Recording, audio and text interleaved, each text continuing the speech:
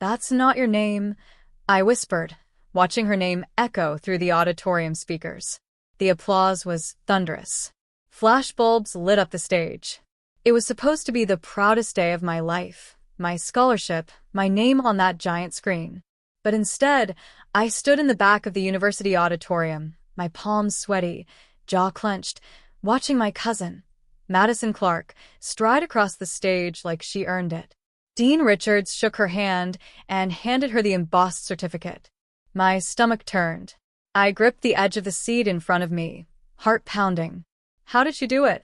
How the hell did she take it from me? She smiled, posed for a picture, and for a moment, her eyes found mine in the back row. She smirked. And that's when it hit me.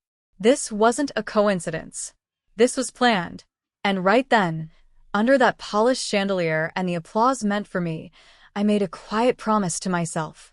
She may have taken what was mine, but I was going to take back far more than she ever expected. My name is Natalie Brooks, and I was born in a small town outside of Lexington, Kentucky. I wasn't anyone special. Just a quiet, curious kid with a stack of used library books and a part-time job delivering newspapers before school. Ever since I was little, education was everything to me. While other kids in the neighborhood played tag or watched cartoons, I sat under my grandma's old magnolia tree and read textbooks I couldn't afford from yard sales. I was the girl who turned in homework early, stayed after class to ask questions, and spent weekends helping others study just to reinforce what I'd learned myself. My dream? To be the first in our family to attend Chapel Hill University and eventually become a professor in comparative literature. My parents, hardworking, middle-class folks, didn't have the savings for private college. But I knew if I just kept working, if I pushed harder, stayed up longer, kept my grades perfect, I could win a full ride. And I did. Or, at least I thought I did. I found out about the Founders Academic Scholarship through my English teacher, Mrs. Carroll. She pulled me aside after class one day, handed me a thin packet of application materials, and whispered like she was handing over a golden ticket. "You were made for this, Natalie. This could change your whole future." I stayed up for weeks, writing the perfect essay, Why Education is a Bridge, Not a Ladder, poured my heart into it. I included a quote from my grandmother. "You don't just climb, baby. You build a path for others." My grandma, Loretta Brooks, was my everything.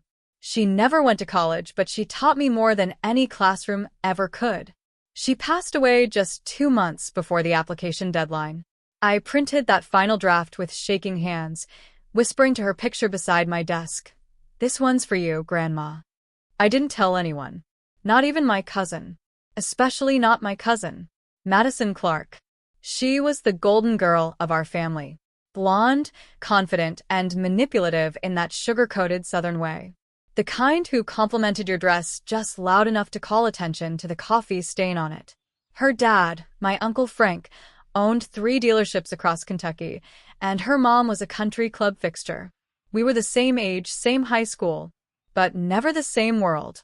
While I packed bags at the grocery store, she got flown out to campus tours and had tutors for every subject. While I helped Grandma cook meals on Sundays, she posted brunch photos at overpriced cafes with her sorority-bound friends. But we kept the peace. Grandma insisted on it. "Blood sticks no matter the storm," she'd say, spooning gravy over biscuits like her words were law. I tried to believe that. Even when Madison accidentally wore the same dress as me at prom. Even when she forgot to mention she was also applying to Chapel Hill. Still, I never imagined she'd stoop this low. It was 3 weeks after the submission deadline when I got the email. "Thank you for your application. After careful consideration, we regret to inform you." I sat frozen. I read it again. Then again. I couldn't breathe. Had I messed up the essay upload? Missed a form? I emailed. Called. No answer. The office just said, "All scholarships have been awarded. We wish you the best." That night, I cried on the floor of my room with Grandma's quilt wrapped around me. 2 weeks later, at a family gathering for Uncle Frank's birthday, Madison pulled me aside on the porch. She was drinking pink lemonade from a champagne flute.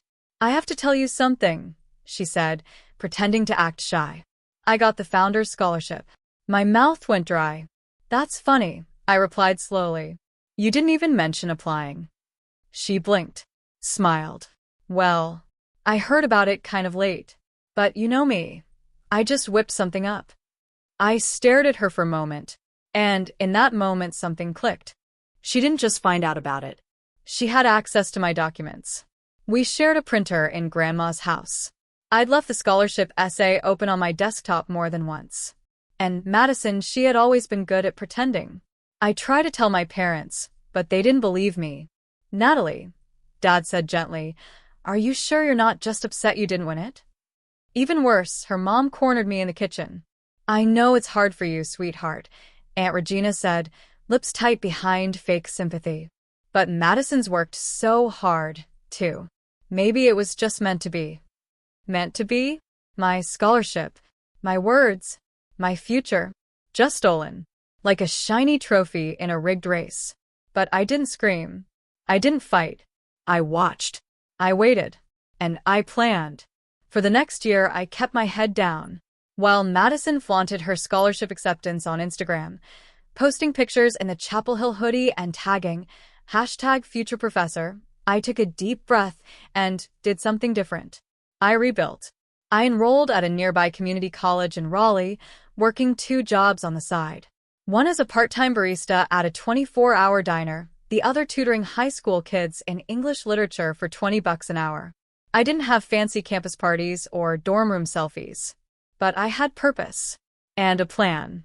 During a tutoring session, one of my students, a bright, ambitious girl named Lena, handed me a flyer for an accelerated educators track offered through an online extension of the University of Chicago. You're already teaching me better than my school teacher does, she said with a shy smile. You should teach for real. It stirred something in me. That night I applied. Got in. And for the next 14 months, I split my life between cafe counters, Shakespeare sonnets, and study sessions that ended with me collapsing into bed at 2 a.m. I didn't tell anyone. Not my parents. Definitely not Madison. Meanwhile, her world was thriving on the surface. Every holiday she came home, she'd throw casual barbs at the dinner table. Oh, Natalie, you'd love my professor, Dr. Hensley. He said I had one of the strongest voices in the department. Dr. Hensley. The name stuck in my brain like a thorn. She repeated it a lot. Turns out, Dr. Philip Hensley was a big deal in Chapel Hill's literature department. Published. Respected. A speaker at TEDx. And, apparently, Madison's intellectual crush. I looked him up one night. Watched one of his lectures. He ended it with the line, "Integrity doesn't shout. It simply survives." That line, it felt aimed right at me. Months passed. I graduated top of my program. I moved to Durham and took an assistant admin position at an up-and-coming education nonprofit called Bridgemore Learning Collaborative. It was founded by a former university dean whose mission was to help underserved students prepare for higher education, and they had just received a $1.2 million expansion grant. The director, Ms. Erin Wallace, was sharp, no-nonsense, and obsessed with building a dream faculty. She sat across from me in a strategy meeting one day and asked, if you could hire any speaker, living or dead, who would it be? I said, without missing a beat, Dr. Philip Hensley. She smiled. Funny. He just applied for our guest faculty program. My heart skipped. And right there, the universe handed me the thread. The day of the interview came. I wore a navy blouse, pinned my hair back, and sat beside Ms. Wallace in the panel. When Dr. Hensley walked in, I recognized him instantly. Older than his profile photo, balding slightly, eyes intelligent, but kind. He smiled, shook our hands, and sat down. Ms. Wallace began the formal questions. Then she turned to me. Natalie, would you like to ask the candidate something? I looked him dead in the eye. Yes, I said, calm but direct. Have you ever had a student submit an essay called "Education is a Bridge, Not a Ladder"? His face twitched. Just for a second. He blinked. Paused. Then spoke slowly. Yes, I believe I have. He looked at me harder now, brows furrowing. I remember it because it felt personal. It stayed with me. I nodded. Would you be surprised to know the real author is sitting in front of you? The room went still. He leaned forward. Excuse me? I reached into my bag, pulled out the original draft, date stamped, signed, with the rough notes from my late grandmother in the margins. You gave an award-winning grade to a stolen essay, Dr. Hensley. I'm not blaming you, but I am asking what would you do if the truth finally found its way back? Silence. He looked stunned, then ashamed. Then, respectfully, he said, I'd offer her the job. Dr. Hensley didn't hesitate. He stood up after the interview, looked me in the eye, and said with quiet conviction, Natalie, I owe you more than an apology. I owe you respect, and I'd be honored to work with you. The decision to hire him wasn't mine alone, of course, but Ms. Wallace, the director, gave me a knowing look as the door closed behind him. I take it there's a story behind that moment, she said with a wry smile. There is, I replied, and it's not over yet. 1 week later, I got the invitation I had been waiting for. A welcome-home dinner for Madison, now entering her second year at Chapel Hill, hosted by Aunt Regina and Uncle Frank. It was their typical over-the-top event, steakhouse catering, floral centerpieces, real linen napkins. I arrived late. Madison was in the middle of retelling the same story she'd always loved to perform, how her intuitive brilliance had caught the eye of her favorite professor. And he said, You could easily TA for me in the next semester, she said, twirling her wine glass dramatically. My mother, always polite, clapped softly. Dad forced a chuckle. Uncle Frank looked like he'd underwritten the entire degree with pride. I stepped into the circle. That's interesting, I said, loud enough for the room to pause, because he's no longer at Chapel Hill. Madison's lips curled. What are you talking about? I pulled the letter out of my bag. A formal offer letter on Bridgemore Learning collaborative letterhead. Dr. Hensley is joining us in Durham this fall. I extended the offer personally. The silence that followed was suffocating. Her wine glass stopped midair. Her fingers trembled, just slightly. You're joking, she muttered. No, I said calmly. And you should know, he remembered my essay. He remembered it because it was mine. Aunt Regina stepped forward, face flushed. This isn't the time or place, Natalie. We're celebrating. I turned to her slowly. You mean celebrating academic fraud? Because if we're going to raise a glass to that, maybe we should all know what we're drinking to. Madison snapped. You're just jealous. You always have been. You couldn't stand that I beat you. You didn't beat me, I said, my voice low but firm. You stole from me. You plagiarized. You copied. And then you smiled in my face like it didn't cost me everything. Uncle Frank growled. You're making a scene. Drop it. But before I could speak, my dad stood up. I think Natalie deserves to speak, he said slowly. Because I didn't believe her back then. And now, I do. Madison looked around, realizing the tides were shifting. Her boyfriend, seated near the bar, stood and quietly walked out. Even her best friend, Lena, the same student I had once tutored, refused to meet her eyes. You had everything handed to you, I said, and still, you took more. That scholarship, that professor, my dream. And you thought I'd just disappear. Madison crossed her arms, her voice shaking. You're just bitter. You don't belong in my world. I smiled. You're right. I don't. I built my own. Later that night, she messaged me. A long, paragraph-filled apology riddled with justifications. She said things like, I didn't think you'd notice, and I was under so much pressure, and can we just move on? I read it once. Then I deleted it. No reply. Because this wasn't about getting an apology anymore. This was about taking back my voice. The next few weeks felt like watching a mirror shatter, slow, sharp, and loud. Word got out.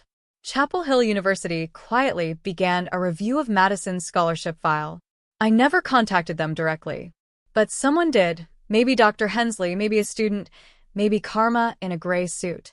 Within a month, she lost her academic funding. Her Instagram turned quiet. No more #ScholarshipLife posts. No more latte and laptop pictures with over-filtered captions about hard work pays off. She took a break from social media for mental health. Aunt Regina called my mom in tears.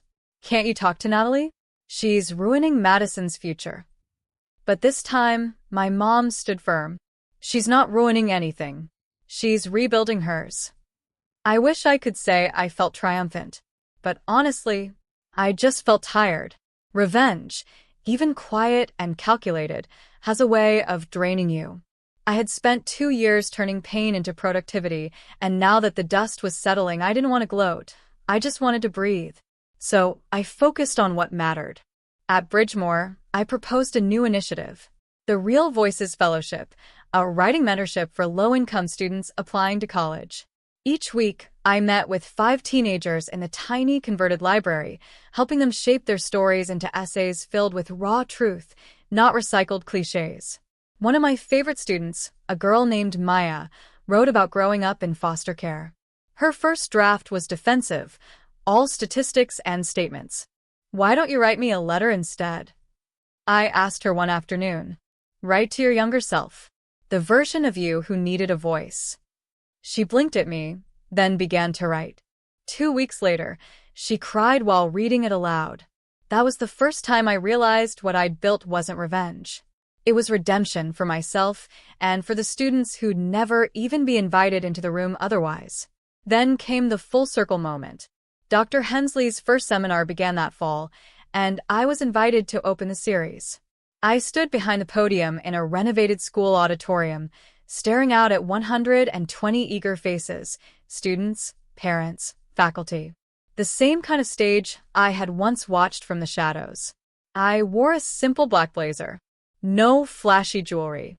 Just Grandma's old brooch pinned to my chest. I cleared my throat, smiled, and said, "This is for anyone who was told they weren't good enough, who got overlooked, passed over, or stepped on. Because sometimes the people who lose first are the ones who build what lasts."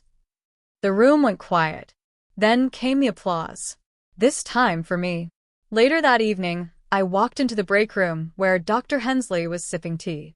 He turned and handed me a sealed envelope. "This came to my department a few months ago," he said softly. "It's yours." I opened it. Inside was a photocopy of my original essay, "Education is a bridge, not a ladder," with his handwritten notes on the side. In red ink, he'd written, "This voice is rare and unshakable. Don't let the world dull it." I blinked hard. "Thank you," I said. He nodded. "You wrote something real. That always wins in the end." 6 months later, the Bridgemore Learning Collaborative buzzed with new life. What used to be a worn-down building on the edge of Durham's east side was now blooming, literally and metaphorically. The front garden, once brown and patchy, was bursting with marigolds and magnolias. A hand-painted sign out front read, "Real Voices Begin Here." Inside, the hallways were lined with student essays framed like art. There was laughter coming from the study rooms, the smell of warm cinnamon muffins from the staff kitchen, and a hum of music and hope in the air. My office was small but sunlit, with a corkboard filled with letters, thank yous from students, pictures of graduation caps, and sticky notes with quotes. In the center was a picture of my grandmother, Loretta, under that same old magnolia tree, holding a book on her lap. Every day, I looked at that photo and felt the same whisper in my bones. You don't just climb, baby. You build a path for others. And I was doing just that. One Friday afternoon, as I was prepping folders for a weekend writing retreat, the receptionist buzzed in. "Natalie, you have a visitor." I walked out into the hallway and froze. It was Madison. She looked different. Hair tied back, no makeup, hoodie and jeans instead of designer sundress and heels. Her eyes were tired, but not cruel. Just quiet. She stepped forward, clutching something. "I'm not here to fight," she said, voice small. I don't know. I thought maybe." She reached into her bag and pulled out a brown envelope. Inside was a check, a donation to Real Voices in her name, a handwritten note attached. "For the students who actually earn what I once stole." For a moment, I didn't say anything. Then I nodded. "You can stay for the open house if you want," I offered gently. Madison blinked, surprised. Really? Sure, I said. Everyone deserves one clean slate. Just don't waste it. That day, as the sun dipped low over the city, I stood on the rooftop garden we'd built with some of the kids. They laughed, passed around lemonade, and read poetry out loud from handwritten journals. A little boy, maybe 8 or 9, tugged at my sleeve. "Miss Natalie," he said, "did you always know you wanted to be a teacher?" I knelt down beside him. "No," I smiled. "I just knew I wanted to make things fair." He beamed, and as the light glowed golden on the horizon, I looked out at everything around me, the students, the laughter, the peace, and realized something profound. I hadn't just gotten revenge. I'd gotten my voice. And now, I was helping others find theirs. That night, I closed the office late. The hallway was quiet, papers stacked neatly, the lights dim. I paused by the quote stenciled across the lobby wall, something I had written in a moment of tired defiance and quiet strength. You don't need a ladder when you've got a bridge. And sometimes, the ones who build the bridge end up leading the way. I locked the door behind me, took one last look at the space that once didn't exist, and smiled. Outside, the magnolia trees were blooming, just like me.